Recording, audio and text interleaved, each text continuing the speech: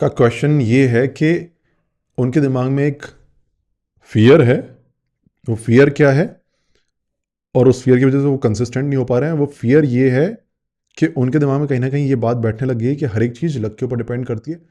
Luck के ऊपर अगर डिपेंड करती है तो फिर अभी पढ़ाई जब वो कर रहे होते हैं तो फिर यही थॉट आ जाता है कि शायद मेरा अभी बैड लक चल रहा है, बैड लक चल रहा है, तो फिर आगे सब कुछ ठीक नहीं हो पाएगा।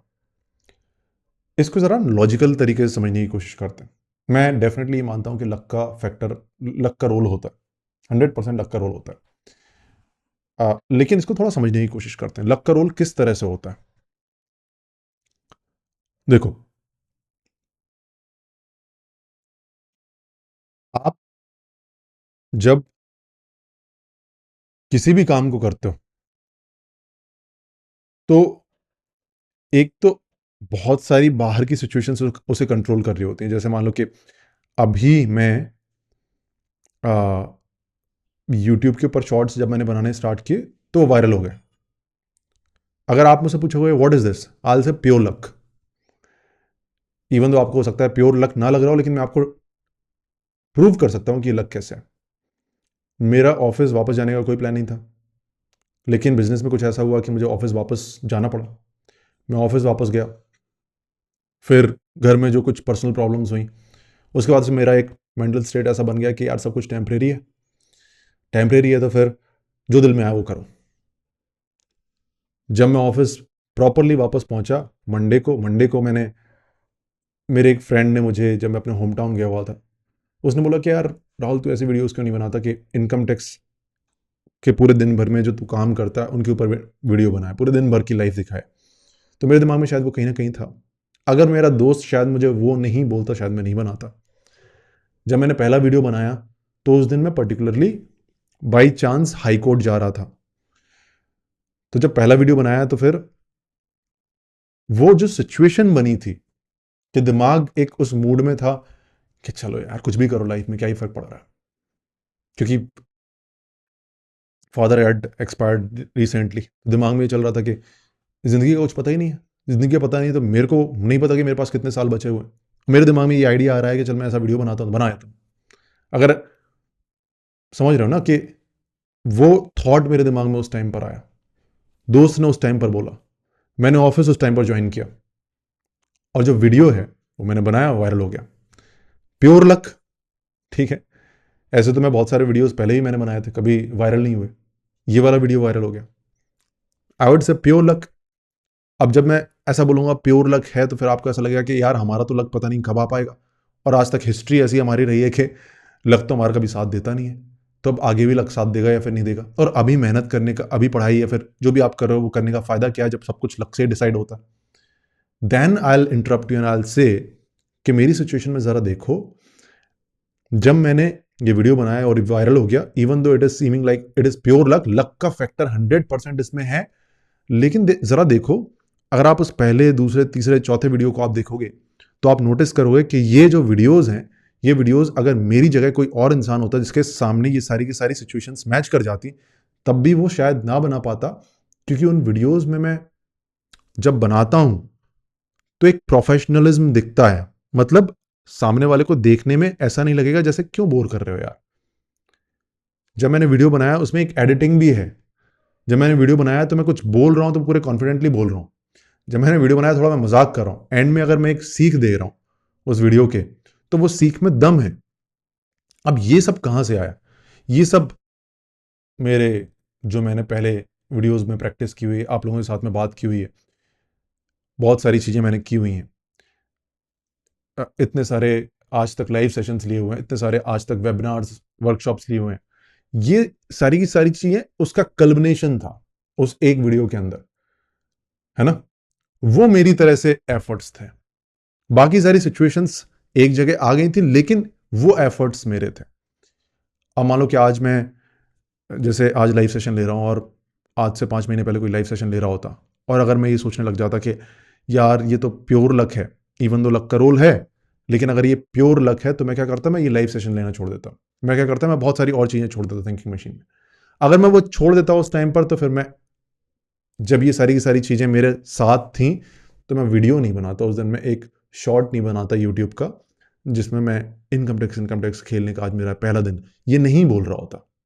तो दोनों चीजें हैं, दोनों चीजें हैं, हर टाइम दोनों चीजें हैं। लक भी है और आप जो अपने एफर्ट्स ले रहे हो वो भी है, दोनों के बिना नहीं हो सकता।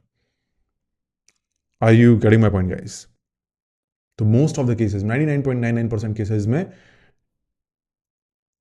ये सारी की सारी सिचुएशंस उसी इंसान को फेवर करती हैं जो इंसान तैयार होता है। तो अगर आप अभी मान लो कि आकांक्ष आप किसी पढ़ाई कर रहे हो या फिर आप जो भी काम करना चाहते हो, आप उस सिचुएशन में हो जब हो सकता है आपकी बाकी सिचुएशन साथ नहीं दे रही।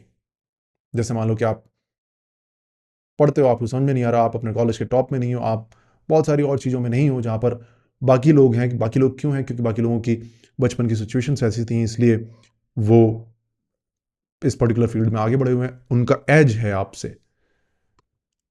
लेकिन जब आपका लक आएगा फ्यूचर में, अगर आप अभी एफर्ट्स नहीं लोगे, अगर आप अभी अपनी स्किल बिल्डअप नहीं करोगे, तो जब लक आएगा तो आपका ये जो एफर्ट वाला काम है ना, जिसमें आपको तैयार होना चाहिए, आप उस टाइम पे तैयार नहीं होगे। तो उस टाइम पे तैयार नहीं होगे तो उस टाइम पे आपको ऐसा लगेगा कि मेरा बैड लक है, जबकि कमी फिर आपकी तरफ से होगी। सिचुएशंस जब आपको फेवर करेंगी तो फिर आपके अंदर वो कैपेबिलिटी नहीं होगी, आपके अंदर वो स्किल्स नहीं होंगी।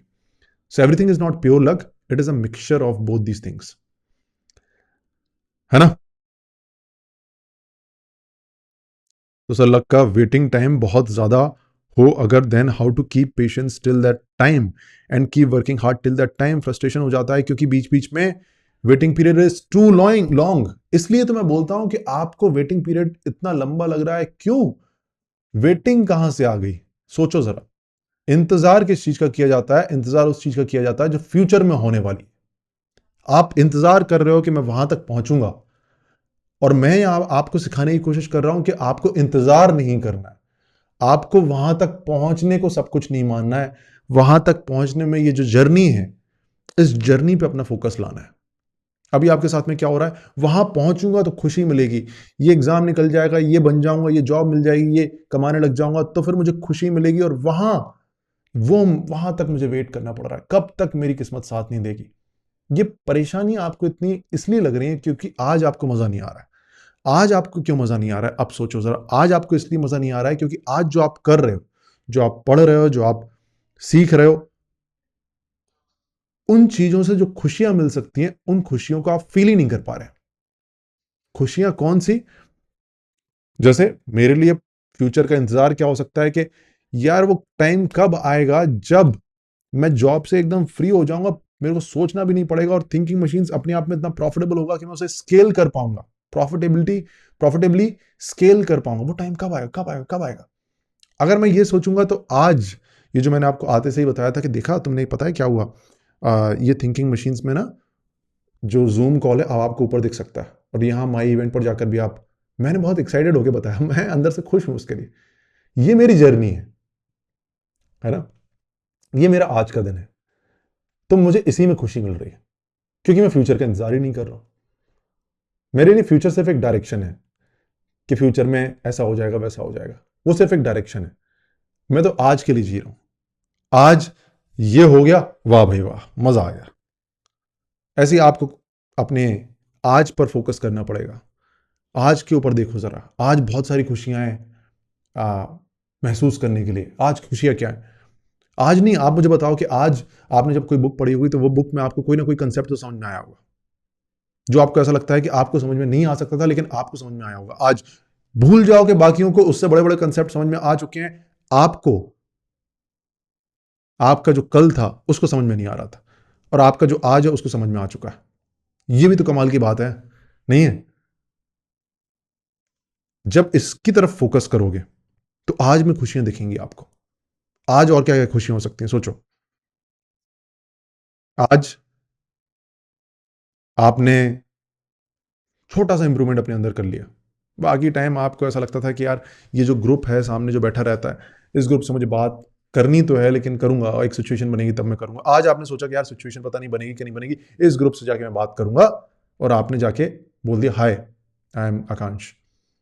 ये तो भाई पार्टी होनी, पार्टी तो नहीं लेकिन ये तो बहुत बड़ी बात हो गई। तो जब इन छोटी छोटी चीज़ों में खुश होना स्टार्ट करोगे, इतनी खुशी दिन भर में मिलेगी कि फ्यूचर का इंतजार नहीं करोगे।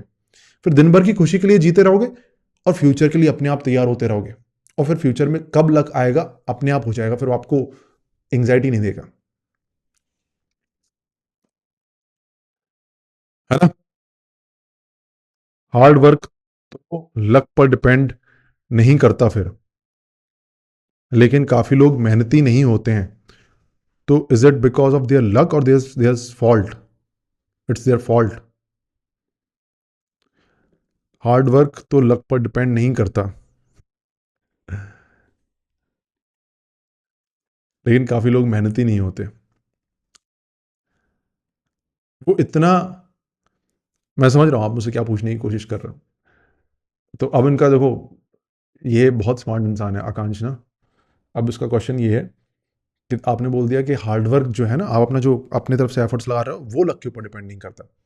तो अब जो है बहुत सारे लोग मेहनती नहीं होते, अगर वो लक के ऊपर डिपेंड नहीं करते तो उनका फॉल्ट होना चाहिए फिर तो ये तो गिल्ट लेने वाली फीलिंग, गिल्ट वाली बात आ गई है ना। ये तो फिर मेहनत नहीं कर रहे हैं उनकी गलती होगी शायद, लक तो नहीं है फिर उनका ये। बिल्कुल आपका एकदम जायज डाउट है। अब इसमें जरा सोचो, मैं ये मानता हूं कि हार्ड वर्क आपके ऊपर डिपेंड करता है, लेकिन किस तरह से डिपेंड करता है? इस तरह से डिपेंड करता है कि आप गिल्ट फील नहीं कर सकते उसमें। क्यों? क्योंकि आपके पास जो है ना, इस चीज को ध्यान से सुनना जरा, आपके पास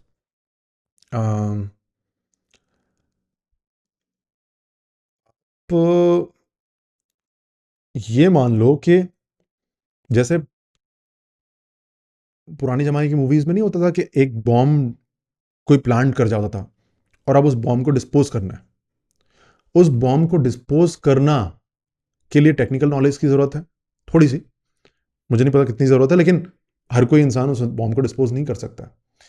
उस बॉम्ब को डिस्पोज करने के लिए आप एक वायर काटोगे, दूसरा वायर काटोगे, तीसरा वायर काटोगे, है ना। अब हो सकता है बॉम्ब डिस्पोज हो जाए, हो सकता है ना हो। तो इस केस में मान लो कि उससे गलत वायर कट गया, तो आप ये नहीं बोलोगे कि यार उसकी बहुत बड़ी गलती रही, उसने नहीं करना चाहिए था और ऐसा है वैसा, वो बंदा उड़ गया। इस केस में हम इवन दो मानते हैं कि बंदे के ऊपर डिपेंड करता था कि बॉम्ब डिस्पोज हो या फिर ना हो, लेकिन फिर भी हम बंदे की उतनी गलती नहीं निकाल रहे हैं। क्यों नहीं निकाल रहे हैं? क्योंकि थोड़ा सा इसमें, अगर बंदे को पूरा पता हो कि यार ये वायर है लाल वाली, इसी को काटना, और उसने फिर हरी वाली वायर काट दी, तो फिर गलती है बंदे की। लेकिन हमारे केस में क्या होता है, आपको पूरा पता ही नहीं है आपके अंदर क्या चल रहा है। कितनी कॉम्प्लेक्स चीजें सोचो। आप एक ऐसे इंसान हो जिसके बचपन में बहुत सारी चीजें हो गई, जिसके दिमाग में बहुत सारे बिलीव्स बैठ गए, जिसके बहुत सारे एक्सपीरियंसेस हैं, और वो सारे के सारे एक्सपीरियंसेस अंदर जाकर कुछ बन गए और जो उसको कंट्रोल कर रहे हैं बाहर से। अब एज अ पर्सन, आप अपने अगर एक्शंस को कंट्रोल करना चाहते हो तो आपको इस गुत्थी को सुलझाना पड़ेगा, है ना। तो आपके एक्शंस इस गुत्थी के ऊपर डिपेंड करते हैं, लेकिन आपके एक्शंस आपके हाथ में नहीं है। किसके हाथ में? इस गुत्थी के हाथ में। आपके हाथ में क्या है? फिर एक्शंस हाथ में नहीं है, लेकिन इस गुत्थी को सुलझाना आपके हाथ में। तो हो सकता है कि आज आप एक मिनी पावरफुल एक्शन कंप्लीट करते हो, आज आप अपने परफेक्शन के ऊपर काम करने की कोशिश करते हो, आज आप अपने आप को अप्रिशिएट करने की कोशिश करते हो, आप कुछ सारी चीजें करते हो सकता है कि आपने सही वायर काट दिया और ये गुत्थी सुलझ जाए और आप चेंज हो जाओ, आपके एक्शंस अपने आप चेंज हो जाए। हो सकता है आपने गलत वायर काट दिया और आपको ऐसा लग रहा है कि आप खुद गलत कर रहे हो, आप में ही कमी है, आप मेहनत नहीं कर पा रहे हो। लेकिन मैं ये कहूंगा कि आपको सही नॉलेज नहीं थी उस टाइम पे, आपको सही अवेयरनेस नहीं थी, आपको समझ में नहीं आ रहा कौन सा वाला वायर काटना है। तो मैं ये सजेस्ट करूंगा कि वायर काटते रहो। आपने आज लाल वाला वायर काटा, बात नहीं बनी, कल फिर आपने दूसरा वाला वायर काटा, परसों तीसरा वाला वायर काटना, और काटते काटते फिर आपके एक्शंस आपके हाथ में आने लग जाएंगे। तो इतनी complex, I I hope you can connect with me now. Complex he situation है, देखने में ऐसा लगता है आपके हाथ में एक्शंस हैं तो फिर आपको तो गिल्ट फील होना चाहिए, लेकिन आपके हाथ में आपके एक्शंस नहीं है, आपके हाथ में आपके उन बिलीव्स को चेंज करने के लिए वायर काटना है।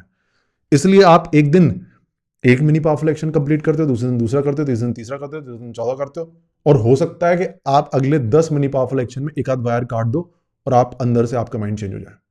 हुआ होगा आपके साथ में, किसी ना किसी मिनी पावरफुल एक्शन को कंप्लीट करते टाइम अचानक से आपको रियलाइजेशन हुआ होगा और उस रियलाइजेशन ने आपको अंदर से हल्का सा चेंज कर दिया होगा। आपके एक्शंस उस पॉइंट से हल्के हल्के चेंज होने लग गए होंगे। तो ये आपके हाथ में। अब ऐसी सिचुएशन में आप बोलोगे तो नहीं ना कि even though there is luck, लेकिन आपकी यहाँ पे लक भी है और आपके हाथ में भी है, लेकिन अगर आप नहीं कर पा रहे तो आपकी गलती नहीं है।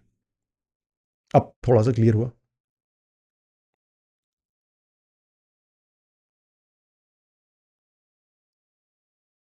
अब आकांक्ष अगर अपन इसमें जाते रहेंगे जाते रहेंगे जाते रहेंगे तो फिर तो गीता में भी लिखा हुआ एक पत्ता भी ऊपर वाले की मर्जी के बिना नहीं हिल सकता, ऊपर वाले ने लिखा हुआ है। लेकिन हम उसे पूरी तरह से सच नहीं मानते। हम ये मानते हैं कि उस बड़े से सबकॉन्शियस माइंड जिसमें हमारा कोई रोल नहीं है, कहीं ना कहीं 1% शायद हमारा रोल है। अगर वो 1% हमारा रोल है, सिर्फ इतना ही हमारा रोल, तो हम उस 1% से अपने सबकॉन्शियस माइंड को चेंज करने की कोशिश करते हैं। लेकिन अगर वो 1%, हम उस 1% की प्रोबेबिलिटी लगा के चलते हैं अगर जीना है तो, अगर उस होप के साथ में जीना है तो मैं ये उस 1% को मान के चलता हूँ कि हो सकता है कि सब कुछ अपने आप हो रहा है, हो सकता है सब कुछ लक है, हो सकता है सब कुछ लिखा हुआ है, लेकिन मैं ये मान के चलता हूँ शायद 1% मेरे हाथ में है ना। अदरवाइज थोड़ा सा अजीब सी दुनिया हो जाती है। अजीब सा क्रिएटर ने पता नहीं किया फिर क्या ही क्रिएट कर दिया। ये तो गेम पहले से ही पता है। थोड़ा तो क्रिएटर कहीं ना कहीं छोड़ेगा ना कि मुझे पता है इस गेम में क्या क्या होने वाला है, लेकिन 1% इनके हाथ में थोड़ा सा मैं दे देता हूँ। तो ये हम मान के चलते हैं। चलो finally I could make him understand.